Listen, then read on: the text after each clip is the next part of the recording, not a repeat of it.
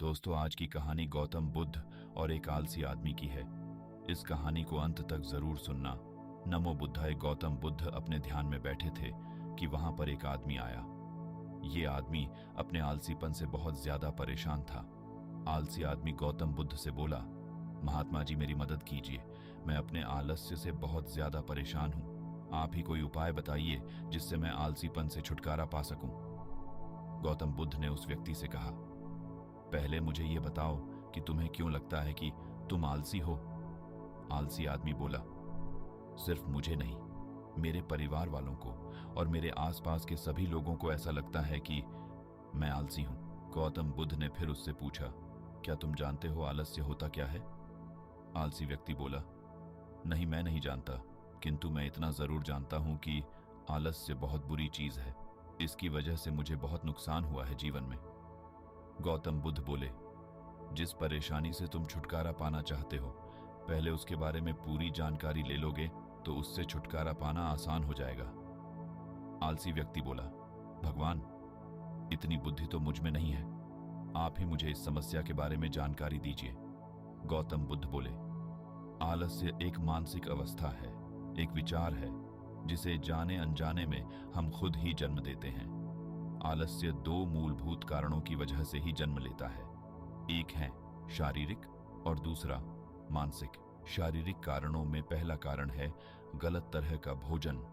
हम सभी जानते हैं कि हमारे शरीर को भोजन से ऊर्जा मिलती है और यह ऊर्जा सजीव चीजों से मिले तो हमारा शरीर इससे अच्छी ऊर्जा प्राप्त करता है। इससे उलट यदि हम निर्जीव वस्तुओं से ऊर्जा प्राप्त करते हैं तो यह हमें आलस्य की ओर लेकर जाती है। दूसरा कारण, हमारी शारीरिक गतिविधियां भी हमें आलस्य के चंगुल में फंसा सकती है। गौतम बुद्ध ने आलसी व्यक्ति को अपने शिष्यों की तरफ इशारा करते हुए कहा कि देखो, इनके चलने फिरने बैठने के तरीकों में तुम्हें कुछ अलग नजर आ रहा है। जब आलसी व्यक्ति कुछ समझ नहीं पाया तब गौतम बुद्ध ने उससे कहा, मेरे शिष्य जब भी बैठते हैं तो वे रीढ़ की हड्डी को एकदम सीधा रखते हुए बैठते हैं। चलते हैं तो उनके दोनों पैरों के बीच अच्छे से संतुलन बना रहता है और जब वह सोते हैं तो उनका शरीर एकदम शिथिल रहता है। ऐसा करने से उन्हें रात्रि में एकदम सही तरीके से नींद आती है। आलसी व्यक्ति बोला, लेकिन नींद तो आलस्य का की एक स्वरूप है। बुद्ध बोले, हाँ, अगर उसे ज्यादा मात्रा में लिया जाए तो।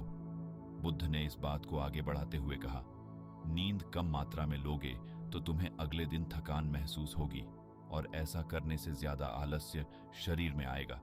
नींद ज्यादा लोगे तब भी यही परिणाम होगा, इसीलिए नींद को ना ज्यादा न कम, एकदम सही मात्रा में लेना अति आवश्यक है। आलसी व्यक्ति बोला, हाँ, ये तो मैंने भी अनुभव किया है। बुद्ध बोले, अब मानसिक कारणों के बारे में जान लो। मानसिक कारणों में सबसे पहले हैं हमारी पुरानी गलत धारणाएं। अक्सर ऐसा होता है कि हम पहले जिन कामों में असफल हो चुके हैं, हमारे अंदर ऐसी भावनाएं बन जाती हैं कि हम उस काम में हमेशा असफल होते रहेंगे, जिस वजह से हमें उस काम को करने में आलस आता है।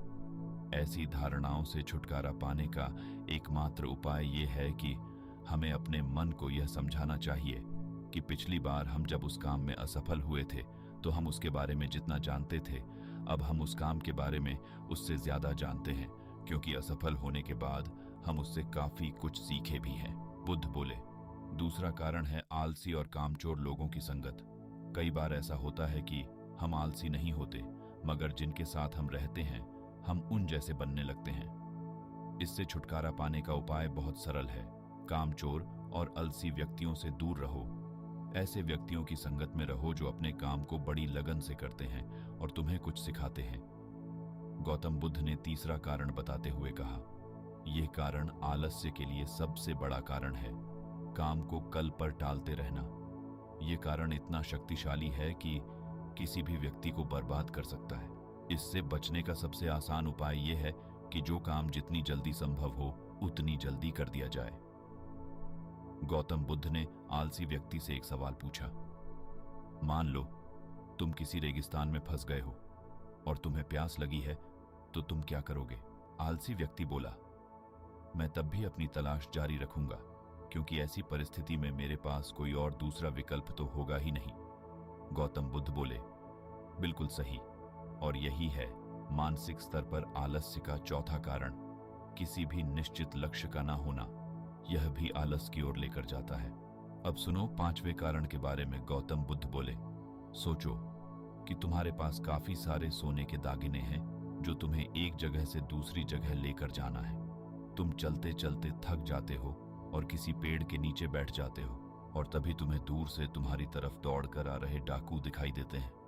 तो क्या तब भी तुम आलस करके वहीं बैठे रहोगे, या ऐसी परिस्थिति में तुम वहां से उठकर दौड़ने लगोगे?